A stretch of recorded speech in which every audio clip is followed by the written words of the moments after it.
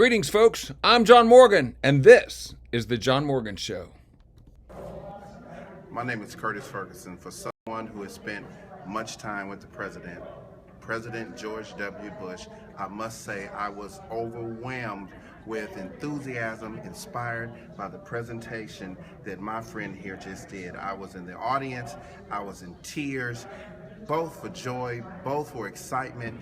He is so authentic, and the height, everything is so incredible. I thought I was literally there with President George W. Bush. I must say, this was incredible. If you can, this guy is the real deal. This is the Coca-Cola you want to order right here. If you can, get him. I promise you, you will be blessed. His message is powerful. He's a patriot. He loves our president as I do, and I think you will not regret it at all.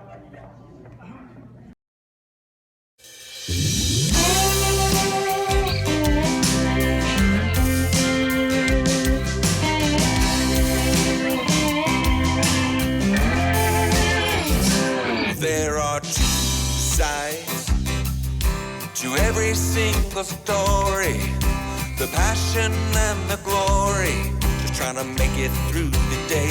You know we're trying to come together, arm and hand in hand, and with my brother I will fight to unify our land.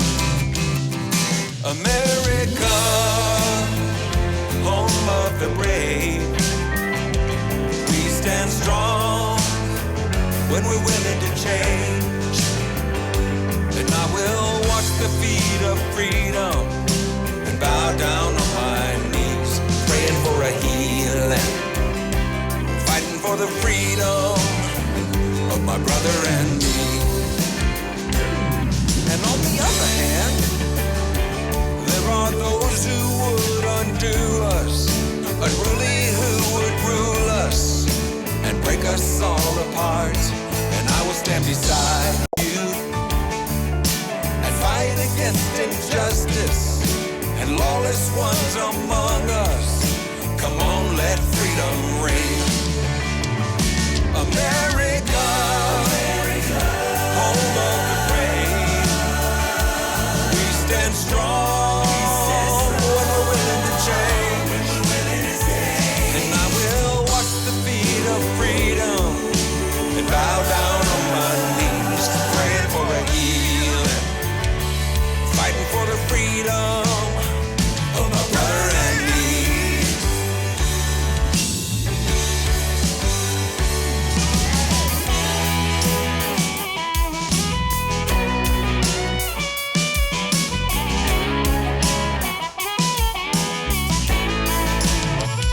E pluribus unum, get your guitars and tune them. Melody and harmony, let's make a little revelry. E pluribus unum, get your guitars and tune them. Melody and harmony, let's make a little revelry. E pluribus unum, get your guitars and tune them. Melody and harmony, let's make a little revelry. Play that guitar.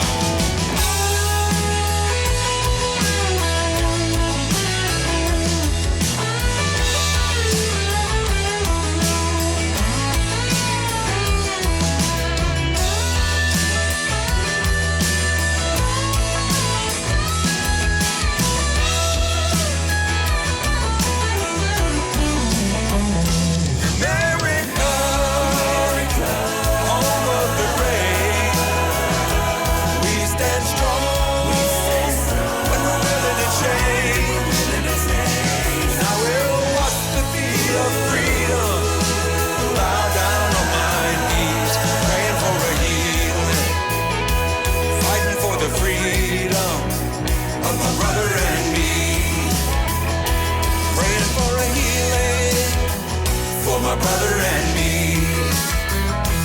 fighting for the freedom of my brother and me, America.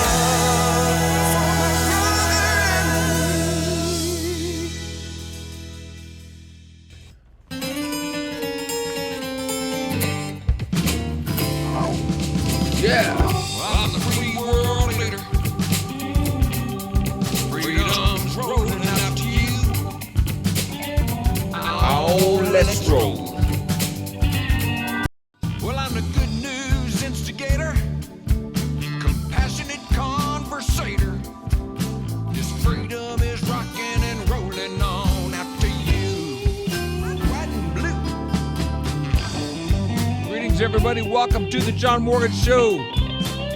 I am your imperfect host, John Morgan. Oh, it's so much fun. So much fun being imperfect and comfortable with it. So much. What up, Linda? It's good to see you. We are the band of imperfect brothers and sisters. You know, I use brothers in the, inclusive sense, the way they do in the military. Band of brothers includes sisters. We're all the band of brothers and sisters. The point is, we're imperfect and we're okay with that. We are absolutely comfortable knowing that we've not got it all together, because the one who's got it all together, well, he's got it all together. Yeah. Seems how lately, babe, I got the blues. Ooh-oohs. Whoa, yeah. Julie, welcome to the show. Welcome to a beautiful John Morgan Monday. It is a beautiful day to be alive. Ah, where's my backdrop? I feel naked. What's going on? Wait, where are you? Where's that really cool backdrop I had? There it is. I like it. The Oval Office. The Oval Orifice. I should probably get rid of this flag, because that flag, we won't worry about it. Right, Mr. President? I'm not worrying about anything, because God's got it all under control. And it's not meaning that I'm not working hard. I'm working hard to influence others. I'm working hard to love others. I'm working hard to love God. But in the grand scheme of things, it's so much bigger than any of us that worry just has no place at all. Can I find that one? Where is that it? Yes! That thing right there tells me. Come on, folks. Worry? Really? Really? You're going to do something with your worry? Oh, come on. All worry costs you is you. That's it. It costs you. And there's too much beautiful you needed in this life for you to give it away to worry and striving and stress. No. Work hard. Do your best. Use your influence, to change things. But worry, no. Because bigger hands than ours have got it all under control. I remember one time I was in a pastor's meeting. Not that I was a pastor, but I was the guest worship leader, and a lot of goofy stuff was going on that morning. But I had this vision, not a vision like a prophet has a vision, but just in my mind, I had this picture of us all going out to lead worship, being like a bunch of fleas in a flea circus, like from the movie The Green Mile, how they had the little mouse and Mouseville, that we're nothing, no more significant than a bunch of little fleas welcoming the majestic King of the universe. And really, when you think about it, I mean, when you look at planet Earth from space, we're nothing but a speck of pepper on. I mean, I'm talking about the whole planet. We're so tiny. And yet, this picture behind me, one cell. One cell is that complex. It is just, hey, Alyssa, greetings. Good to see you. Good to see you, Jason. I mean, isn't it crazy? What you got? What you saying there, Jace? Oh, thank you. Wow.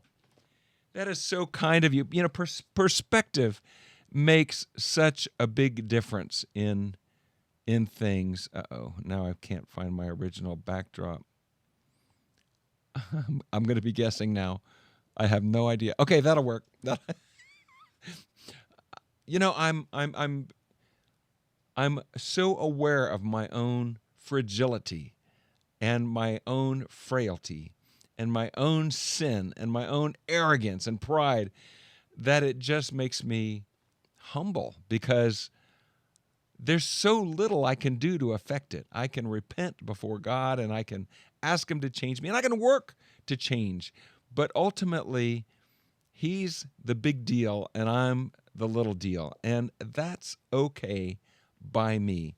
I love that there are two processes in the Bible that have to do with believers, and one is the process of justification. Do you know what that means? It's a big word, justification.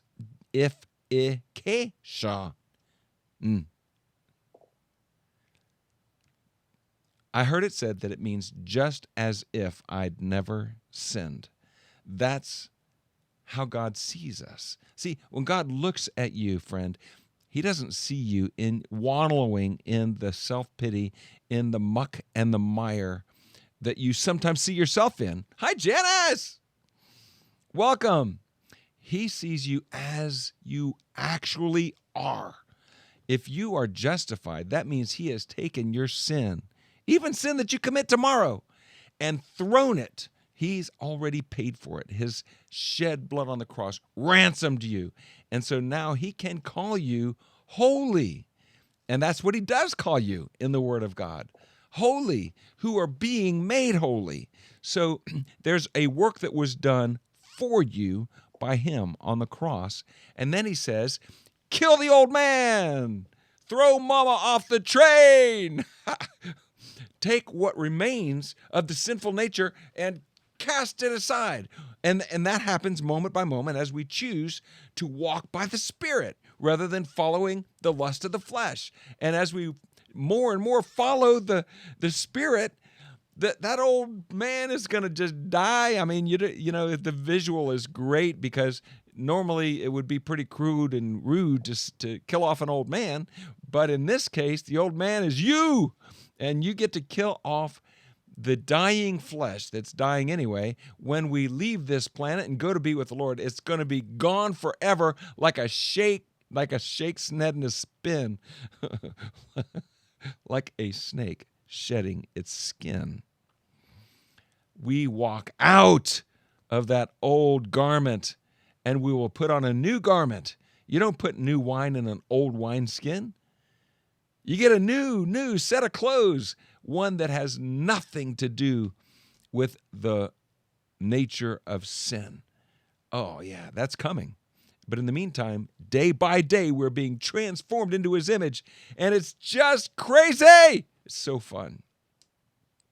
I think about, you know what I was thinking about a little while ago? I enjoyed, first of all, I have to say, I thoroughly enjoyed the Return of the Jedi. Donald Trump's speech at CPAC yesterday, and it was so epic. The man has gotten more epic rather than less epic, and I think he got a facelift. I'm starting the rumor right here. If no one else is saying it, I'm saying it. I think he got a facelift, and that might be one reason you didn't see him on camera for all that time. The man looked so good, and he had the perfect golden tan. I mean, just phenomenal. Now, although I respect and admire, let me just go ahead and I've got to put these things out here because people think I'm hero worshiping here. The only hero I'm worshiping, and I am worshiping a hero, Jesus Christ. Hallelujah. Because he changed my life, as George W. Bush said during that debate. Jesus Christ, because he changed my life, changed my heart, changed my misunderestimations, and turned them into correct immunizations. Immunizations. Yeah, I worship Jesus. I don't worship Donald Trump, but I admire, respect, and will follow him. Will follow him, yes. I don't want to be like him. I don't have to be like him. I don't have to be mean to my adversaries because I don't have any adversaries. I have my task is to represent Christ in this world, and I will do so with joy. I will do so with a great big smile on my face. And if they come against me, let them come. I heard about somebody got arrested. I guess it was that pastor up in Canada who got arrested for not shutting down his church. And from what I heard, they put him in solitary confinement because they didn't want him affecting and influencing the other prisoners with that dreaded thing called the gospel. You know, you hear about people in other lands, in Muslim countries, having visions of Christ in their sleep and converting and becoming Christians. And all of a sudden, where there was hatred, because they don't know about love, now there's love. Where there was bitterness and unforgiveness and strife, now there's love, joy, peace, faith, goodness, meekness, gentleness. Yes, what an honor to know the Prince of Peace. Personally, he's my friend. Wow. I don't have an acquaintance with President Trump. I have met George W. Bush, and of course you all know what he said when we met. He said, if I had a face like mine, I'd be mad as hell. I don't have to censor myself like they did on the Huckabee Show. When I was on the Huckabee Show and I shared with Mike that line, mad as hell, it came out, when you watch the clip, it goes, mad as... they censored it. But I don't think that they should have, because mad as hell is not a cuss word or a curse scenario. It's I mean, it was meant comedically, but people in hell are pretty mad. When you think about it, they're probably mad at God and mad at themselves and mad at the demons that are poking them. And yeah, I mean, that's very picturesque when you think about it. And my friend Glenn Morshower has a show called The Ken and Glenn Show with a guy named Scott. And in their opening, there's a line there that says, funnier than hell, which, of course, is easy to do. That bar is set so low, you can't even reach it. Oh, it's so funny. I don't know why I'm in such a giddy mood today. I heard some bad news today. I heard some sad news today, and yet I'm feeling very effervescent. I am. I'm feeling effervescent today. I get to celebrate my sister's grandson's birthday, 5-year-old birthday. Wesley, going to go over to his house. Kathy and I have an obnoxious, loud, scary dragon that lights up and walks to give him for his birthday, and hopefully he won't have bad dreams about it. But I don't think he will, because he's got 800 other dragons, and that's his big thing, is dinosaurs. And so, yeah, that's his gift. But here's my thought for the day. What is it like to be Jeb Bush right now? What is it like to be Al Gore? What is it like to be Donald Trump? What do these three people have in common? They all ran for president and did not become president. What is it like to be a loser? How do you deal with that? How do you come back from that? You know, that happened to me. I mean, I had so much riding on my appearance on a particular television show that I won't name because I'm not sure if I have the copyright permission to do it. But it was a show about people who've got talent. And I was auditioning in Dallas, and I thought so much about how if I nailed this performance, it could lead to so many things. If I made my way through the show, you know, I really didn't have any thinking that I could actually win the entire competition. But I thought if I make my way through the show, that's going to propel me into stardom, at least in some degree. But I was very self-confident, as I've gotten rave reviews at every show I've ever done. And so I really didn't prepare because I figured, how hard can it be? I mean, I watched a show or two, but I didn't study the show. I didn't get to know the judges. I didn't get to know the audience, the mechanics of the show, how it works.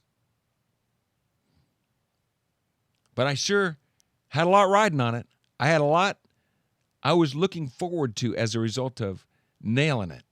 And man, when I got there, everybody was like, you're such a shoo-in, it's really not even fair. Everybody thought, oh my gosh, you're just amazing and all this stuff. And even the host of the show, Jerry Springer, was astounded. He said, I've never seen a look-alike as good as you. And, you know, I am a good look-alike. I'm such a good look-alike that in the look-alike world, they invented a Hall of Fame just so they didn't have to keep giving me the Mirror Image Award anymore as being the person who looked so much like the person he represented that you know, because I apparently look so much like George W. Bush, you know. So they invented a Hall of Fame, and I was the first one to win it, and then it became, you know, lots of other people have now been entered into the Look-alike Hall of Fame for whatever their respective categories are. There are much better, much more talented lookalikes in the industry, and I'm not saying I'm the cat's meow or anything like that. So I had a lot of confidence going into the thing, and so I did not prepare as I should have. And also the audition was in Dallas, Texas, where the newly retired President George W. Bush, after 8 years, was living. And he was a hometown hero. He was on magazine covers. I mean, he was Dallas's boy. And so when I walked out on that stage at America's Got Talent to the strains of Hail to the Chief, as I hoped, the audience sprang to their feet and started whooping and hollering and cheering and clapping, and they just were going crazy. And I hadn't even said a word. I mean, the judges were looking around at the crowd. They couldn't believe the pandemonium going on everywhere. I was loving every moment of it. And because I did not prepare, a fatal thought came into my mind. And instead of, if I had been better prepared, I would have known what to do. Ignore that thought. Because the thought was, hey, these people, not your fans, actually, I didn't know if they were my fans or if they really thought Donald Trump had stepped onto the stage. Didn't know what they thought. All I knew is they were eating up my 90 seconds, which is the stupidest thing in the world. It's a TV show. If it takes 3 years, they're going to keep filming because it's all about ratings. And while that's going on, you'd never interrupt an audience who's loving on you. Never interrupt your wife when she's telling you how much you mean to her. Never, never, never interrupt your children when they're sharing their heart with you. And instead of just letting it happen, I just started working my lines right in the middle of the cheering was just getting louder and louder and louder. I mean, it was crazy. And what did I do with it? I spit on it.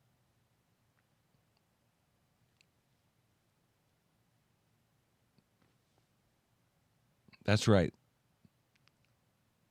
No one to blame but myself.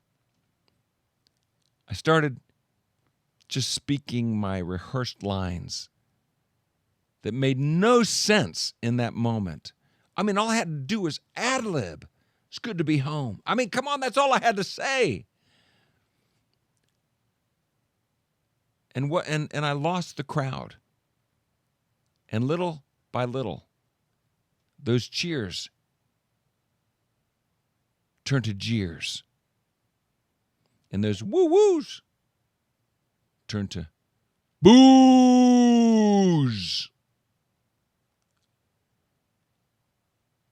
And the boos and the jeers were as energetic as the cheers had been. And the judges, they had to hit their buzzers just to save my life. They were going to attack. Not really, but you get my point. So I slunk off the stage. Sharon Osbourne had a couple of comments for me. Oops. I was trying to keep the show anonymous. And in my hotel room later that night around 2:30 in the morning, couldn't sleep, this thought hit me. What did you learn? Because any lesson, if it changes you, if it improves you, if it makes you better, it's not a failure, it's a stepping stone. I mean, yeah, sure, it's a failure. Now, Al Gore will tell you, I lost the election. Or maybe he'll say it was stolen out of the lockbox. I think everybody who loses a presidential election assumes it was stolen.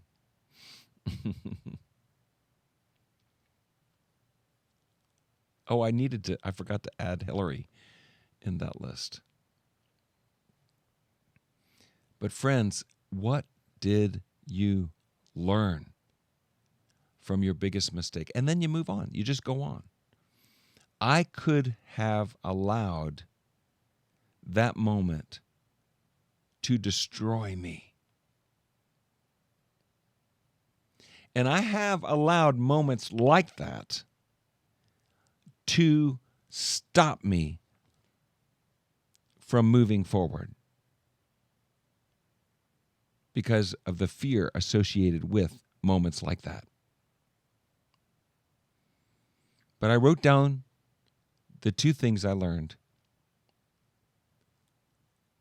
and I never looked back. Oh, sure, I regret it. I regret my own stupidity. But I'm wiser now. I'm stronger now. And you can learn what I learned from that scenario so that you are smarter than I was when you have your big break. Number one, always love your audience. always love your audience. That audience was loving on me, and all I had to do was love them back. All I had to do was be in the moment.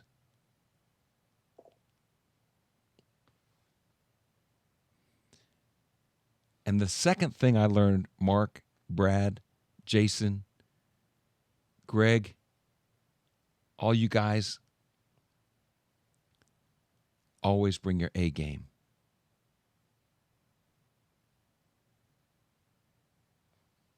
Always bring your A game.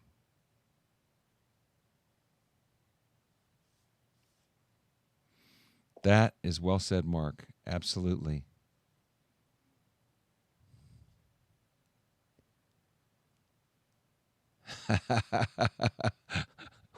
Well said, Brad. Oh, my goodness. Good to see you, D.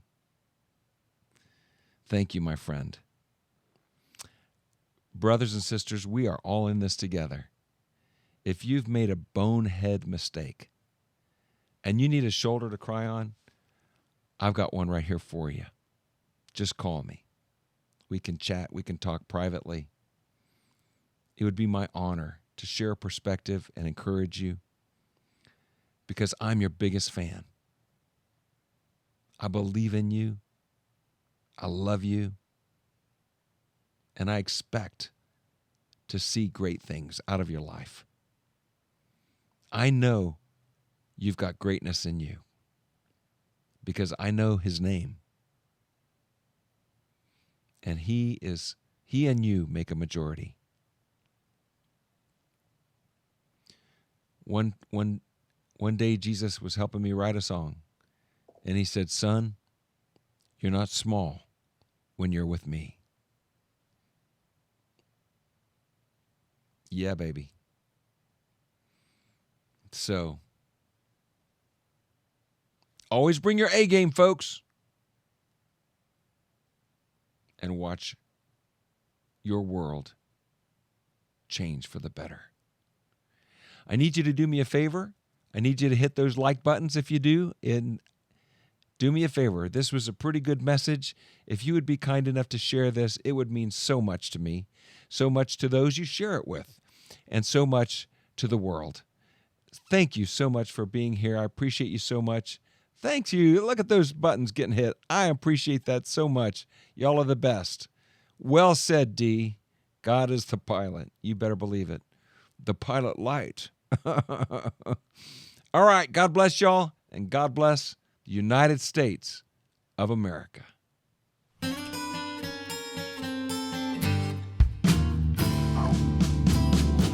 Well, I'm the free world leader. Freedom's rolling out to you. Oh, let's roll. Well, I'm the good news instigator, compassionate conversator. This freedom is rocking and rolling on out to you. White and blue. Hey, folks, thank you so much for tuning into the John Morgan Show. I'm your host, John Morgan, just a guy with a microphone. And I'm honored to have your ear for a few minutes. I did nothing to earn it, and yet there you are. It blows my mind. It humbles me. And I will continue to serve you to the best of my ability. God bless you. Have an excellent evening. And we'll see you in the morning on Pray for America. Take care, everybody.